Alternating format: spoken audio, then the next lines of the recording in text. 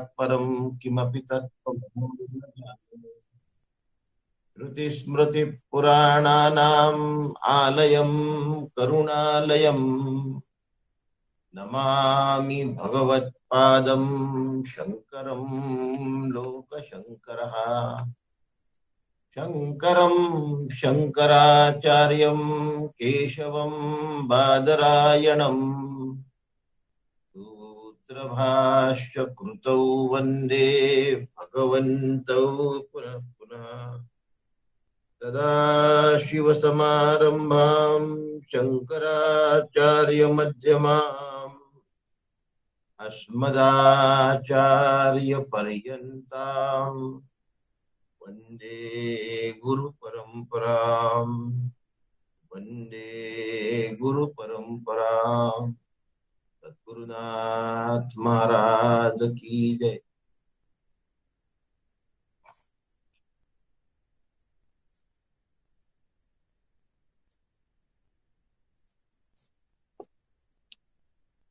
द्रव्य यज्ञास्तपो यज्ञ योग यज्ञास्तथा परे स्वाध्याय ज्ञान यज्ञश्च यतयः संशित व्रताः अपाने जुह्वति प्राणम प्राणे पानम तथा परे प्राणापान गति रुद्ध्वा प्राणायाम परायण अपरे नियताहारः प्राणान् प्राणेषु जुह्वति सर्वेप्येते यज्ञविदो यज्ञ क्षपित कल्मषः।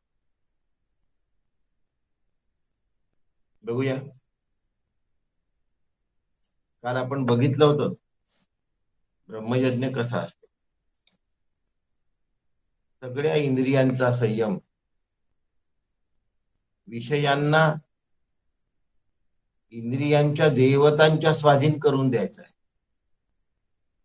म्हणजे विषयांना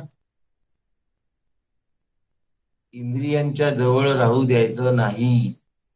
म्हणजे विषय देवतांची आहुती म्हणून देऊन टाकायची। आहुती कोणाला वाहतो आपण? देवतांना वाहतो। म्हणजे विषय माझ्या मनात ठेवायचे नाही। इंद्रिय कशाला म्हणतात? अंतःकरणाला इंद्रिय म्हणतात। करण शब्दाचा अर्थ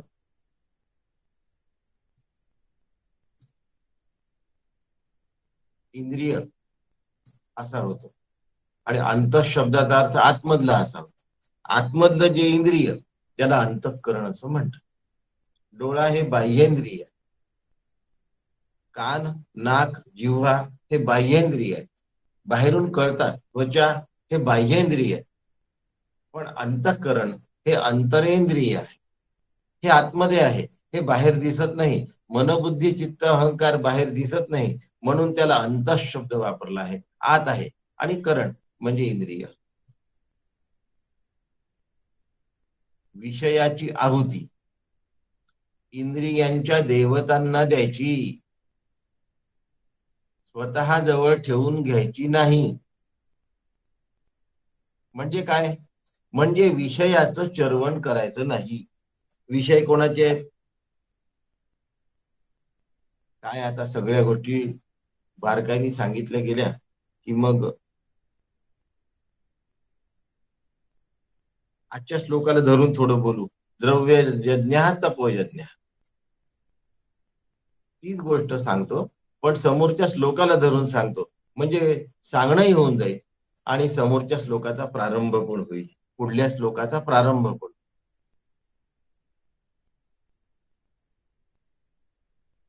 द्रव्य कोणाचं आहे हो? द्रव्य म्हणजे धन, धन म्हणजे लक्ष्मी। लक्ष्मी कोणाची आहे? विष्णूची। ऑनलाईनला त्या मर्यादा आहेत, व्हॉट्सअप करावं लागतं आणि प्रत्येकाला व्हॉट्सअप शक्य नाही। द्रव्य कोणाचं आहे? द्रव्य विष्णूचं आहे। द्रव्यावर मालकी कोणाची आहे? विष्णूची आहे। धन कुठे आहे? लक्ष्मी कुठे आहे? विष्णूच्या पायाशी आहे। स्त्री नव्हे बर का। लक्ष्मी कुठे आहे? विष्णूच्या पायाची आहे। लक्ष्मी डोक्यात चढता कामा नये, लक्ष्मी नेहमी पायाशी असली पाहिजे। इथे पत्नी हा अर्थ नाही. लक्ष्मी ही नेहमी पायाशी असली पाहिजे. लक्ष्मी मस्तकात चढता कामा नये. ज्याच्या मस्तकात लक्ष्मी चढली त्याचं काही खरं नाही. आणि ज्याचं लक्ष्मीवर लक्ष असतं, चरणाशी असते, त्याला चिंता नसते. चढते, काय शब्द प्रयोग आहे. लक्ष्मी चढते. कशी चढते सांगण्याची गरज नाही. तरी छोटस उदाहरण देतो. एक खानदानी श्रीमंत असतो. परंपरेतून श्रीमंती त्याच्याकडे आली असते. तो वंश परंपरेने श्रीमंत झाला.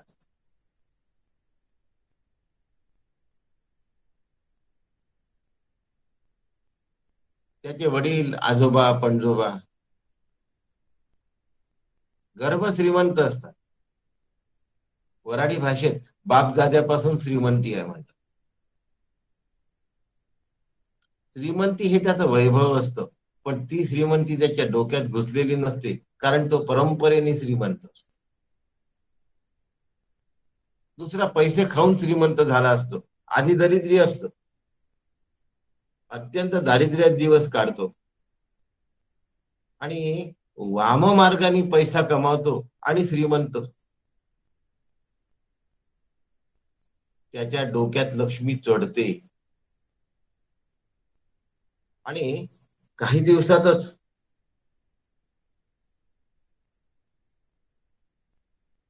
तो उन्मत्त होतो.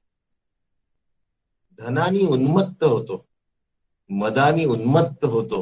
लक्ष्मी त्याला उन्मत्त करते, कारण ती त्याच्या डोक्यात थैमान घालत असते. खानदानी श्रीमंताचं असं नसतं. त्यांचं वैभव फार वेगळं असतं. आणि तयार झालेला जो श्रीमंत असतो, बनलेला जो श्रीमंत असतो, बनवून घेतलेला जो श्रीमंत असतो, तो फार वेगळा असतो. त्याच्या रक्तात श्रीमंती नसते. त्याच्या देखाव्यात श्रीमंती असते. ती फार वाईट असते. म्हणून वाम मार्गाने पैसा मिळवून जो श्रीमंत झाला असतो, त्याचा अधःपात फार लवकर होतो, कारण त्याची श्रीमंती त्याच्या मस्तिष्कामध्ये थैमान घालते, हैदोस घालते.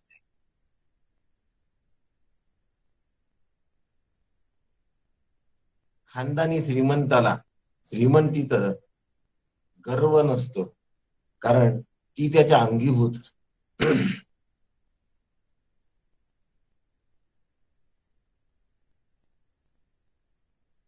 म्हणून द्रव्य यज्ञ सांगितलाय.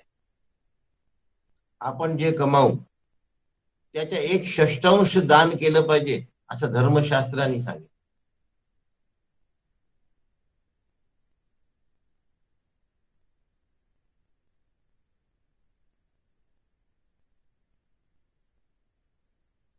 वाम मार्गाने पैसा मिळवायचा आणि दान करायचा, जेणेकरून आपलं पाप धुतल्या जाईल.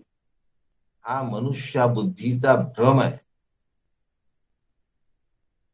परमेश्वराजवळ 2 व्यवस्था आहेत. वाईट कर्माचं वाईट फळ, चांगल्या कर्माचं चांगलं फळ. सत्कर्माचं चांगलं फळ, शुभ फळ. वाईट कर्माचं अशुभ फळ. एक सत्कर्म केलं आणि एक दुष्कर्म केलं, तर या सत्कर्मामुळे हे दुष्कर्म नाहीस होत नाही, मिटून जात नाही. एकामुळे दुसरं गेलं असं होत नाही. म्हणजे चांगल्या कर्माचं फळ आणि वाईट कर्माचं फळ हे दोन्ही एकत्र होत नाही.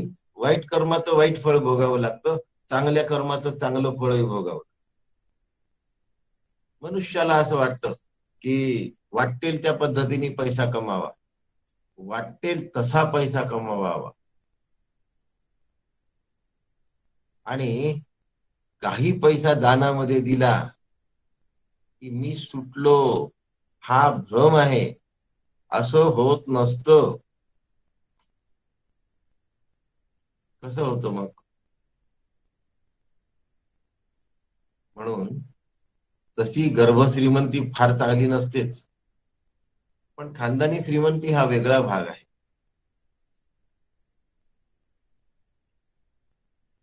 बाळ ध्रुवाकडे खानदानी श्रीमंती होती.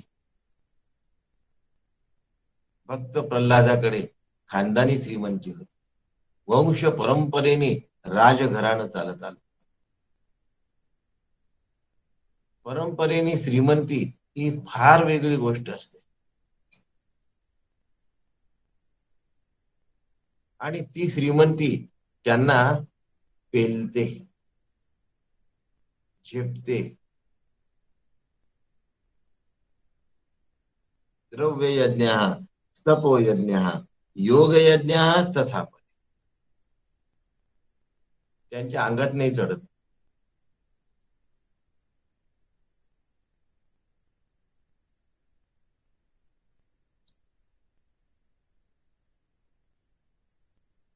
द्रव्य यज्ञ सगळ्यांनी करायचा असतो.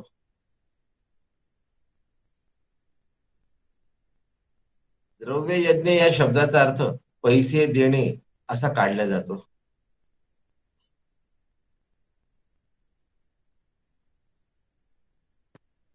पैसे देण्याचे खूप प्रकार आहेत.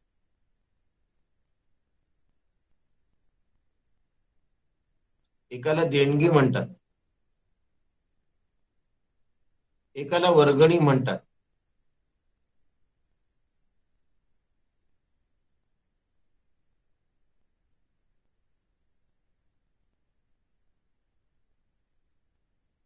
एकाला आश्रय देणं म्हणतात. 8 प्रकार सांगितले होते मी मागल्या वेळेला. जी मंडळी भगवद्गीते पूर्वी ऐकायला होती त्या सगळ्यांना माहिती आहे. त्यामुळे तेवढे प्रकार आता नाही सांगत.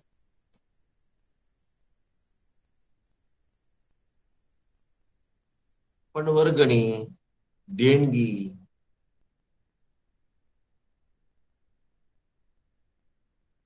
आणि दान.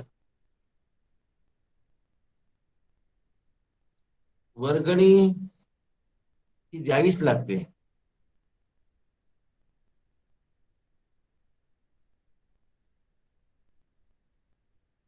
कारण आमचा त्याचा कुठेतरी संबंध असतो.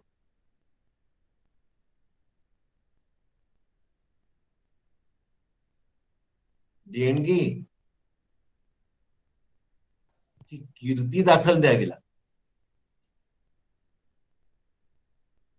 वर्गणी वसूल केल्या जाते. 5-10 सो कॉल्ड प्रतिष्ठित लोक येतात आणि तेवढे एकदम आले की समोरच्याच्या मनावर दडपण येतं. आणि त्या दडपणाची शिकार म्हणून त्याला पैसे द्यावेच लागतात. त्यांनी दिले नाही तर त्याचं काय नुकसान होईल याची पण त्याला, काही नुकसान होऊ शकतं याची पण त्याला कल्पना असते. त्या भीतीपोटी पण त्याला द्यावे लागतात. आपलं नाव खराब होईल या विचारापोटी पण त्याला द्यावे लागतात. पण वर्गणी त्याला द्यावी लागते.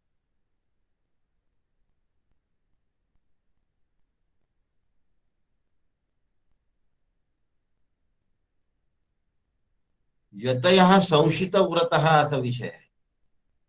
ह्याचा आता अध्यात्माशी संबंध जोडायचा आहे. मागच्या 8 सांगितल्या होत्या त्या वेगळ्या होत्या. इथे यज्ञाचा दर्जा आहे, म्हणजे द्रव्य ही आहुती आहे.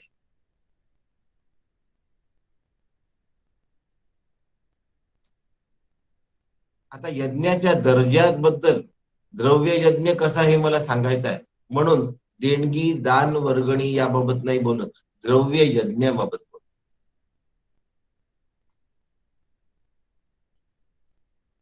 कसा असतो द्रव्य यज्ञ? त्याला यज्ञाचा दर्जा आला पाहिजे. देणगीचा दर्जा येता उपयोगी नाही, वर्गणीचा दर्जा येता उपयोगी नाही. यज्ञाचा दर्जा आला पाहिजे. यज्ञाचा दर्जा कसा आहे? यज्ञाच्या दर्जा सांभाळण्याची जबाबदारी माझी आहे. आणि मी जेव्हा देतो तेव्हा ज्याला देतो त्याच्याविषयी माझ्या अंतःकरणात पूज्य बुद्धी असली पाहिजे, पूज्य भाव असला पाहिजे.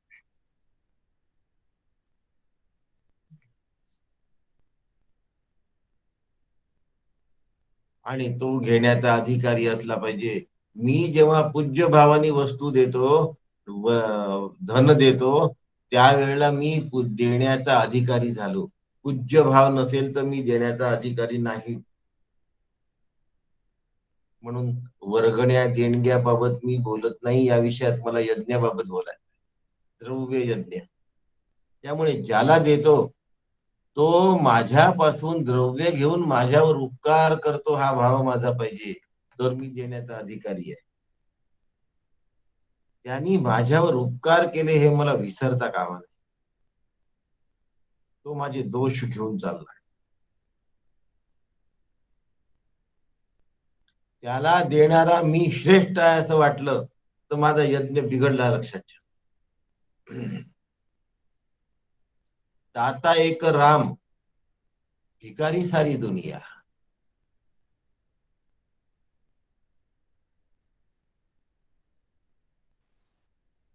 ज्ञान वैराग्य सिद्ध्यर्थम भिक्षान देही च पार्वती. भगवती भिक्षा देते आहे. मी भिक्षुक आहे, मी मोठा नाही. मला द्रव्य जे दिलं ते माता लक्ष्मीकडून आले. मला अन्न जे मिळालं ते माता पार्वती म्हणजे अन्नपूर्णेकडून आले.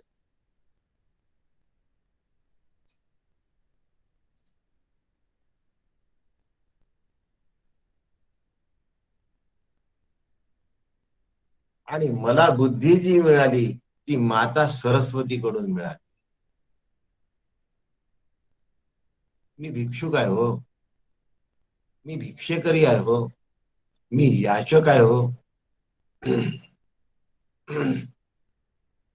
माझ्याजवळ विद्येचं भंडार नाही, माझ्याजवळ धनाचा साठा नाहीये, आणि माझ्याजवळ अन्नाचा पुरवठाही नाही.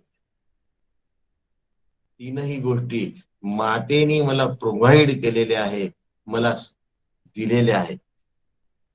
त्यामुळे देणाऱ्या त्या आहेत. लक्षात ठेवा, तांदळाचा एक दाणा पेरला, गव्हाचा एक दाणा पेरला, ज्वारीचा एक दाणा पेरला, तिळाचा एक तीळ पेरला. केवढे तीळ येतात हो? एक तीळ पेरला तर इतके तीळ येतात. अहो, आम्ही व्याज जर घेतलं ना, 5 पट घेऊ, 10 पट घेऊ, 15 पट घेऊ, 25 पट घेऊ, घेऊ देऊ नाही.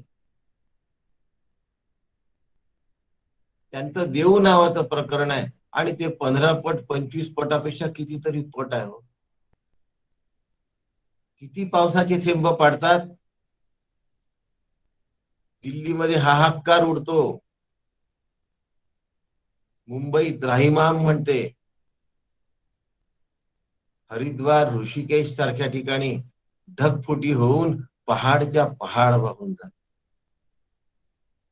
त्यांनी देतो म्हटलं तर घेणाऱ्याची झोळी त्रोटकी पडते हो. द्रव्य यज्ञ, तपो यज्ञ, योग यज्ञ तथा परे. यज्ञाचा दर्जा जर द्यायचा असेल तर त्याला ध्येयाचा दर्जा दिला पाहिजे. ध्येय आपल्या दृष्टीसमोर ठेवलं तर मग काया वाचा मनाने जे केल्या जातं ते तप असतं. आणि या तपाची आहुती तप्त झाल्यानंतर होते, म्हणून तो यज्ञ होतो. लक्षात.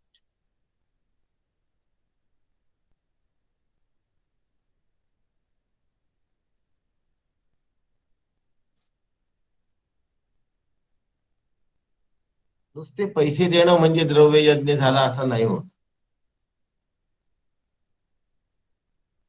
वस्तू दिली तरी द्रव्य यज्ञ होतो, श्रम दिले तरीही यज्ञ आहेच. यज्ञामध्ये 3 प्रकार आहेत, एक कायिक आहे, एक वाचिक आहे, मानसिक आहे. पुन्हा सात्विक आहे, राजस आहे आणि तामस.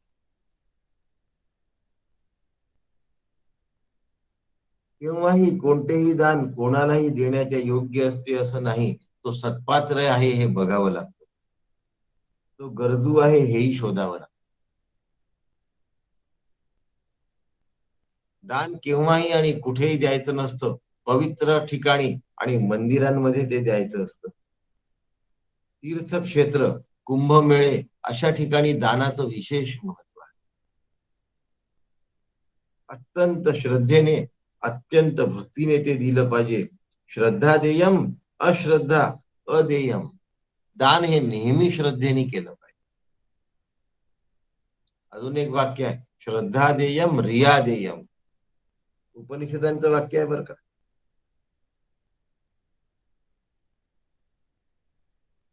समाजोपयोगी कार्य हे दानच आहे. वस्त्रदान, भूदान, गोदान, अन्नदान, अनेक प्रकारचे दान आहेत. ब्रह्मचैतन्य गोंदवलेकर महाराजांनी अन्नदानाला अपार महत्व दिलं आहे. त्यांचं म्हणणं असं आहे की त्याच्यामध्ये माणूस लोभी होत नाही. तो पोट भरल्यानंतर उठून जातो. धनदानामध्ये तो लोभी असतो.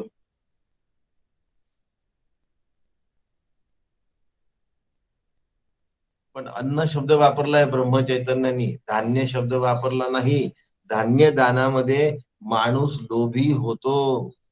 कोरोना काळामध्ये ज्या दुर्बल घटकांना धान्य दिलं गेलं, त्यांनी ते एवढं संचय केला की संचय करता आला नाही म्हणून विकला. म्हणून अन्नदान महत्वाचं आहे. अन्न संग्रह केलं तरी ते 1-2 दिवसात नष्ट होतं, खराब होतं. आणि म्हणून त्याचा यज्ञ झाला पाहिजे, ते सत्पात्री गेलं पाहिजे, ते विधियुक्त गेलं पाहिजे, ते योग्य पद्धतीने गेलं पाहिजे. आणि देणारा विनयशील आणि विनम्र असला पाहिजे. वि शब्द दोन्ही ठिकाणी या लक्षात ठेवा. विनय मध्ये वी आहे आणि विनम्र मध्ये सुद्धा वी वी आहे.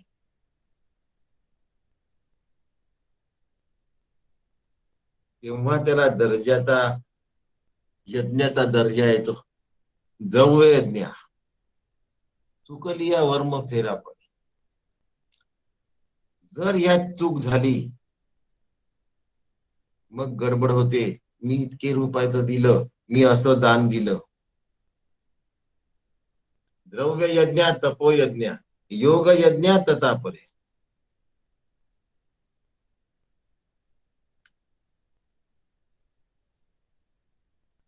तपाबद्दल सांगितलं आहे. अनेक प्रकारची व्रत वैकल्य असतात, अनुष्ठान असतात. इंद्रियांचा स्वैर वृत्तीवर नियमन किंवा संयमन केल्या जातं, त्याला तप म्हणतात. त्यामुळे इंद्रिय विषय वृत्तीपासून निवृत्त होतात आणि धर्माचरण आणि सदाचरणामध्ये प्रवृत्त होतात. मनामध्ये असलेली चंचलता, अस्थिरता, धरसोड वृत्ती ही नाहीसे होऊन त्याची दृढ आणि स्थिर वृत्ती तयार होते. याला तपोयज्ञ असं. यम, नियम, आसन, प्राणायाम, प्रत्याहार,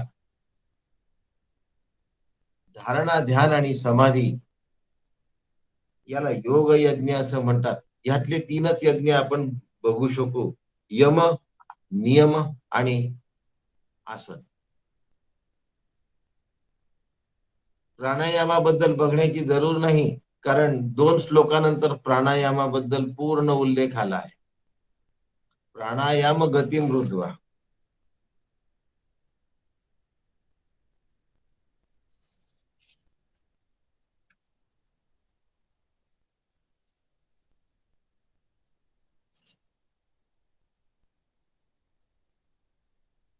प्राणान प्राणेश जुवती. त्यामुळे प्राणायामाबद्दल आपण नंतर विचार करूया. यम, नियम, प्रत्याहार,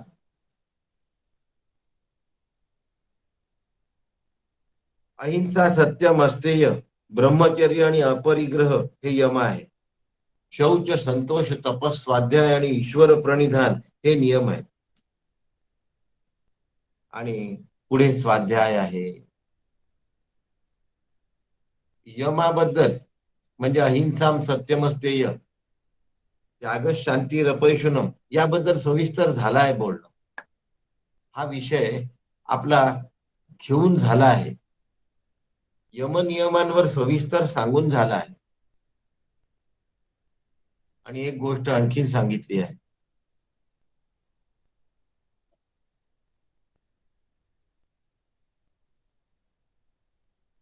योग याग विधी येणे नोहे सिद्धी, वायाची उपाधी दंभ धर्म. माऊलींनी स्पष्ट सांगून दिलं आहे की कलियुगामध्ये योगाच्या मागे लागू नका. योग याग विधी, याग म्हणजे यज्ञ, योग आणि याग येणे नोहे सिद्धी. ज्ञानेश्वर माऊलीवर जर माझी पूर्ण श्रद्धा आहे तर मी योग मार्गाचा अवलंब करण्याच्या मागे लागू नये. योग याग विधी येणे नोहे सिद्धी, याने जीव ब्रह्मैक्य होणार नाही. वायाची उपाधी दंभ धर्म. या गोष्टींवर भर देणारी जी कोणी मंडळी असतील त्यांनी आपल्या वाटचालीमध्ये बदल करून घ्यावा. कारण माऊलीवर माझी जर नितांत श्रद्धा आहे, भगवद्गीतेवर जर माझी नितांत श्रद्धा आहे, तर भगवद्गीतेचं उत्तम आणि उचित भाषांतर ज्ञानेश्वर माऊलींनीच केलेलं.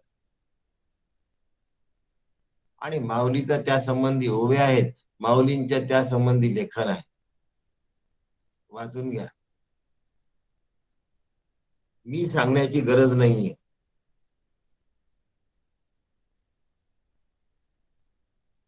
स्वाध्याय नावाचा यज्ञ आहे. काय वाक्य आहे? स्वाध्याय ज्ञान यज्ञाश्च यतया संशित व्रत. या व्रताचं कठोर अनुष्ठान करणारी जी मंडळी आहेत त्यांच्याबद्दल सांगतात आहे, वेदो नित्य मधीयता,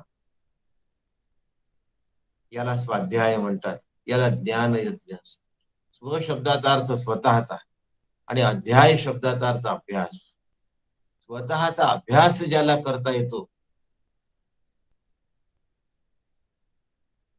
स्वतःचा ध्यास ज्याला घेता येतो त्याला स्वाध्याय जमला. ज्याला स्वरूपाचा ध्यास लागला त्याला स्वाध्याय जमला. वेदो नित्य मधीयता, म्हणून वेदाचं नित्य अध्ययन, वेदांताचा नित्य अभ्यास हा स्वाध्याय आहे. स्वरूपाच्या अभ्यासाकडे जाणारा प्रत्येक अभ्यास स्वाध्याय आहे, लक्षात ठेवा. म्हणून नुसतं पठण, यजन, याजन, मनाची एकाग्रता एवढ्यानी स्वाध्याय घडत नाही, तर त्या शास्त्राचा सर्वांगीण उहापोह करून घ्यायला पाहिजे, त्याच्यावर विचार करायला पाहिजे, त्याच्यावर मीमांसा करायला. नामाभ्यास करायचा असेल तर नामाचं शास्त्र आहे नारद भक्ती सूत्र. नामाभ्यास करायचा असेल तर नामाचं शास्त्र आहे दासबोध. दासबोध हे भक्ती मार्गाचं शास्त्र आहे.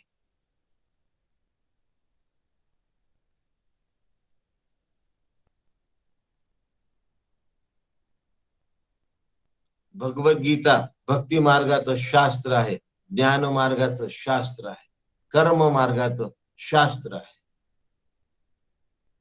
कर्म, ज्ञान आणि भक्ती गीतेमध्ये दिली आहे.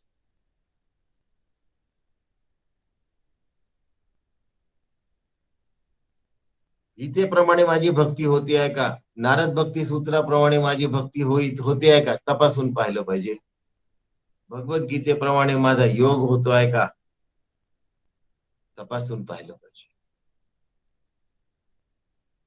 आणि ज्ञानाचा अवलंब माझा श्रुती ग्रंथांप्रमाणे होतोय का, भगवद्गीतेप्रमाणे होतोय का, ब्रह्मसूत्र सांगतो तसा होतोय का, तपासून पाहिलं पाहिजे. हे तपासणं फार मोलाचं आहे, लक्षात, अत्यंत गरजेचं आहे.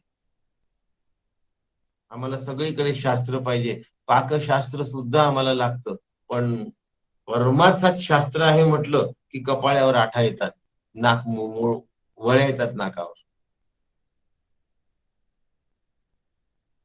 असं होता कामा नये.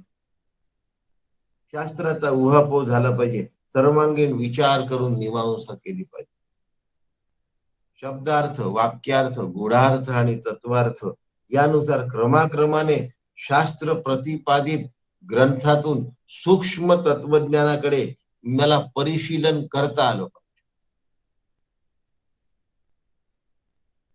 नाही तर सांगतात की आम्ही जसे पहिले होतो ना तसेच आहोत, आमच्यात काही बदल नाही. हे काय भूषण आहे का? प्रपंचामध्ये असं म्हणतात की तू जसा आहे तसाच होता, खूप छान आहे. म्हणजे तू धनानी, ज्ञानानी समृद्ध झाल्यानंतर सुद्धा चेकाळला नाहीस, असा त्याचा अर्थ आहे. पण परमार्थात बदल व्हायला पाहिजे, माझ्यातले दोष जायला पाहिजे आणि शास्त्रानुरूप ते गेले आहेत का हे पाहायला पाहिजे.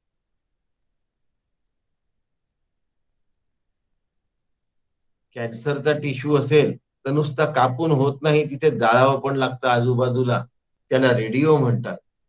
आणि ते मुळातून नष्ट करण्याचा प्रयत्न करावा लागतो, त्याला किमो म्हणतात. पुन्हा ते निर्माण होणार नाही अशा पद्धतीने मुळासकट नष्ट करणारं औषध घेतलं पाहिजे, याला थेरपी असं म्हणतात. एवढं सगळं करणं याला शास्त्र असं. एका ठिकाणी आम्हाला शास्त्र चालतं आणि एका ठिकाणी आम्हाला शास्त्र चालत नाही, याचं कारण मनमानी परमार्थ करायचा असतो. म्हणून मनोमार्गे गेला तो तेथेची मोकला, हरिपाठी स्थिलावला तोची धन्य. शास्त्र पाहिजे. हरिपाठ शास्त्र आहे, ज्ञानेश्वरी शास्त्र आहे, कारण स्मृतीशास्त्र आहे. ज्ञानेश्वरी हे स्मृतीशास्त्र आहे. उपनिषद हे श्रुती शास्त्र आहे.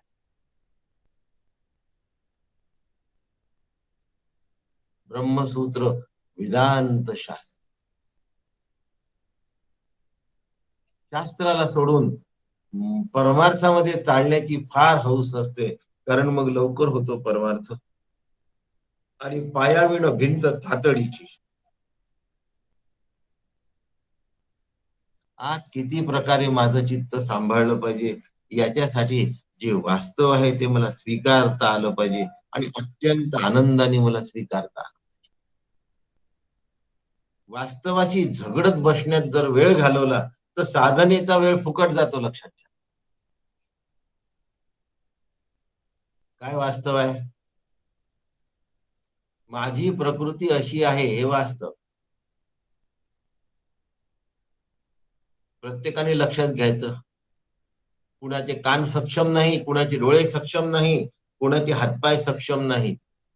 सक्षम नसताना जी स्थिती आहे त्या स्थितीमध्ये मला अभ्यास करायचा आहे. आता माझी तब्येत दुरुस्त होईल, मग मी अभ्यास करेन.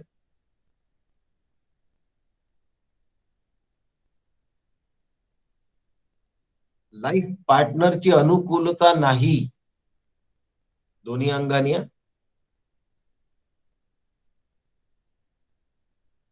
तो अनुकूल होईल किंवा ती अनुकूल होईल, मग मी परमार्थ करेन, असं कधीही परमार्थ होऊ शकत नाही. बरे झाले देवा बाईल कर्कशा, तुकोबा म्हणतात. अत्यंत कटकट करणारी बायको मला दिली, देवा तुझा मी आभारी आहे.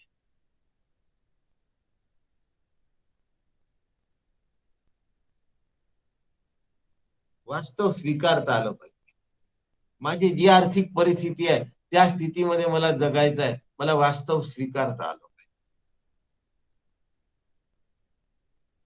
वास्तवाशी झगडण्यामध्ये आयुष्य घालवू नाही. एवढ्या लवकर गेलेस कसे, असं किती वेळ म्हणत राहिले तरी गेलेला परत येत नाही.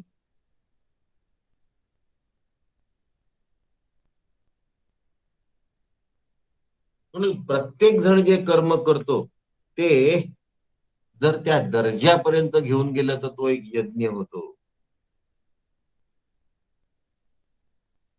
अपरम नियताहार.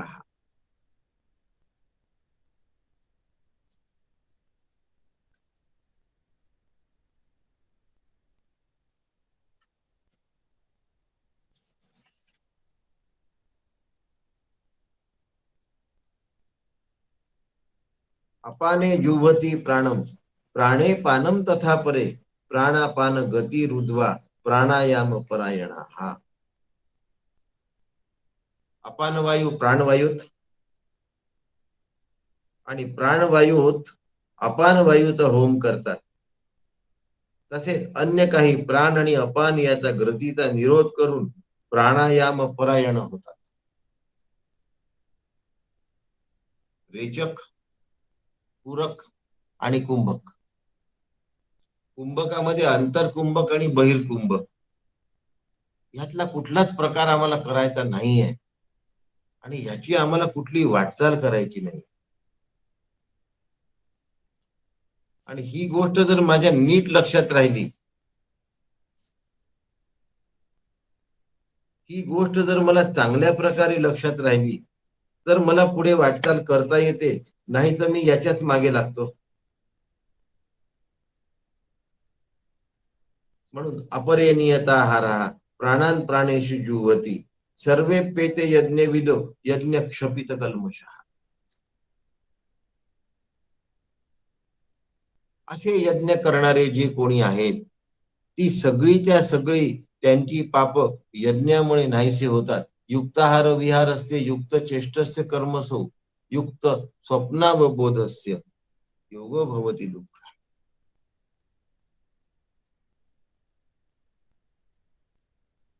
प्रत्येकाचा यज्ञ भिन्न भिन्न आहे. मग आज ओवी सांगितली मी, योग याग विधी येणे ही सिद्धी वायाची उपाधी दंभ धर्म. माऊलीच्या शब्दावर माझा विश्वास आहे. तर या मंत्रांच्या खोलामध्ये जाण्याची गरज नाही आणि याच्या खोलामध्ये डोकं घालण्याची गरज नाही, कारण तो आज कलियुगात मला उपयोगी नाही. त्यासाठी प्रत्यक्ष त्याचे गुरु लागतात, प्रत्यक्ष देहानी, आणि त्यांनी करवून घेतलेलं लागतं. आणि ते आपल्या गुरुकडून शिकलेले असावे. मनाने शिकलेले दुसऱ्याचे गुरु बनले असे गुरु चालत नाहीत.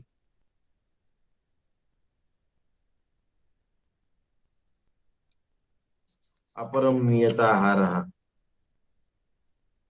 अपरे नियताहार प्राणान प्राणेषु जुह्वति सर्वे पेते यज्ञ विदो यज्ञ क्षपित कल्मषः.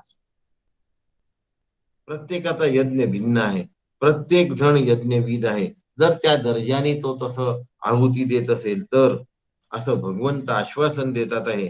काही वेळी निगेटिव्ह थिंकिंग करणारे लोक असतात. आम्हाला जमेल का, आम्हाला जमणं शक्य आहे का, आम्ही प्रामाणिकपणे प्रयत्न केला तरी आता हे माझं वय निघून गेलंय हो.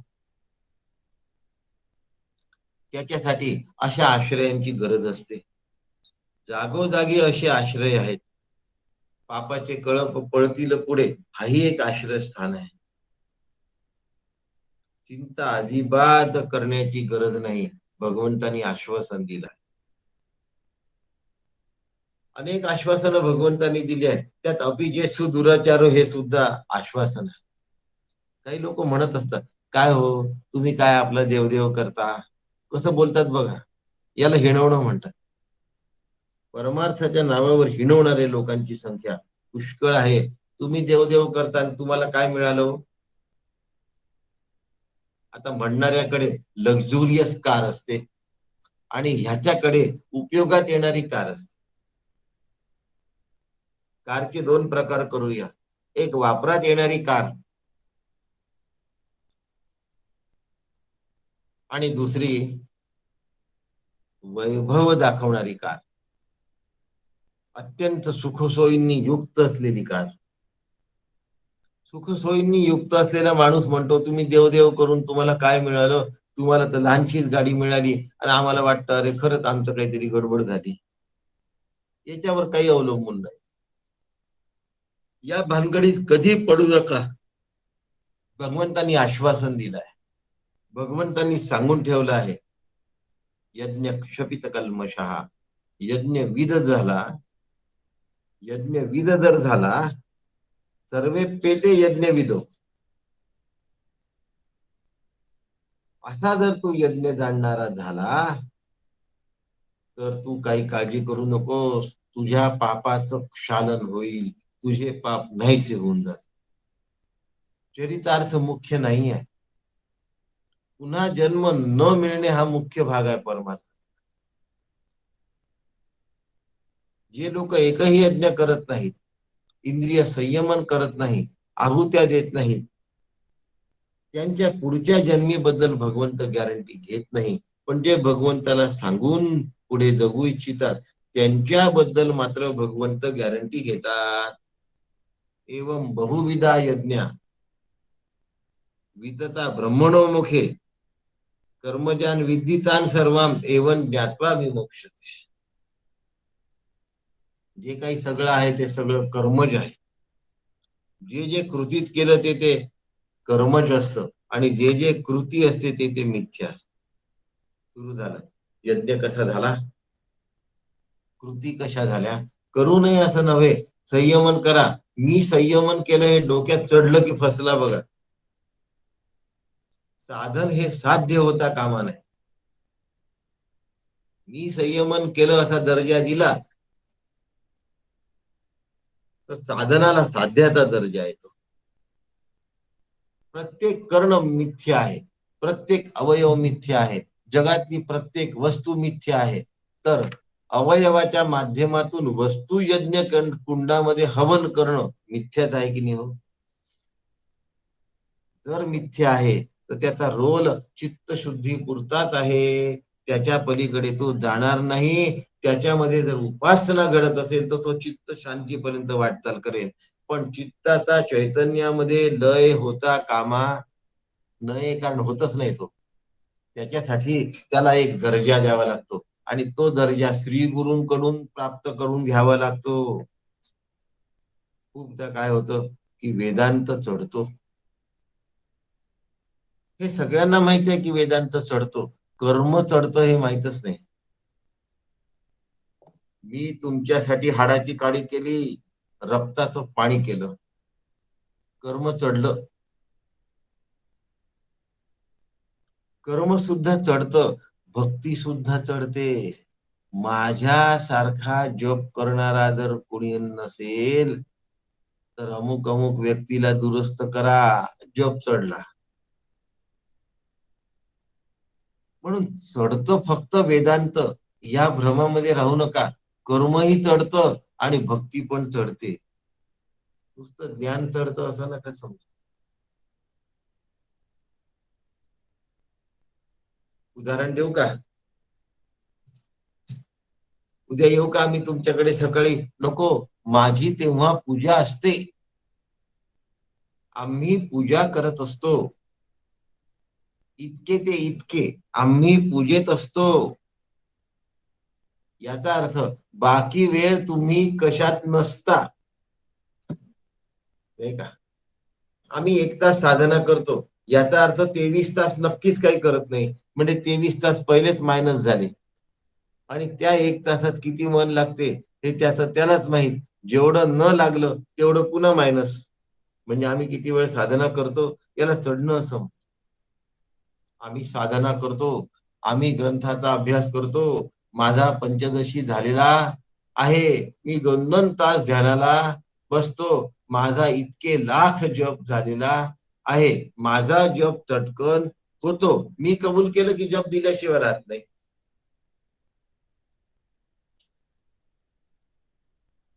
असं मूल्यमापन करावं असं वाटलं की तो चढला म्हणून समजायचं. आणि परमार्थ तर अनंत भाग आहे, अशा मार्गाने तो कसा सापडेल बरं?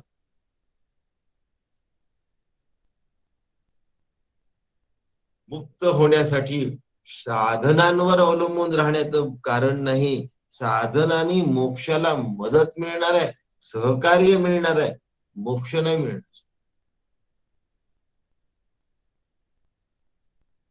गुरुवाक्याच्या साधनेने चित्ताचा लय, चैतन्यात लय करून घ्यायला पाहिजे. आणि हे व्हायला पाहिजे आणि व्हायलाच पाहिजे.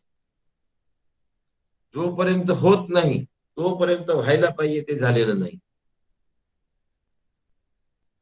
अशा पद्धतीने ज्या वेळेला आपण विचार करू त्यावेळेला मग हे सगळं बरोबर होऊन जाणार आहे. असं जर नीट आम्हाला करता आलं आणि असं जर मला नीट साधता आलं तर हे चढणार नाही, आणि नाही तर हे चढल्याशिवाय राहणार नाही.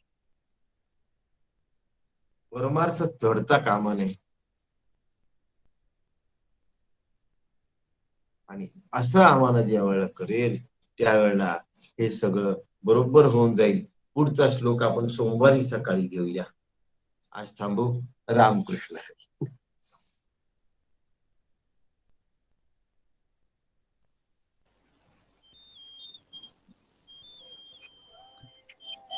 रामकृष्ण हरी काका. हा बेटा रामकृष्ण हरी. रामकृष्ण हरी सुनील मामा. रामकृष्ण हरी अश्विनी. रामकृष्ण हरी भैया. रामकृष्ण हरी दीदी. रामकृष्ण हरी काका.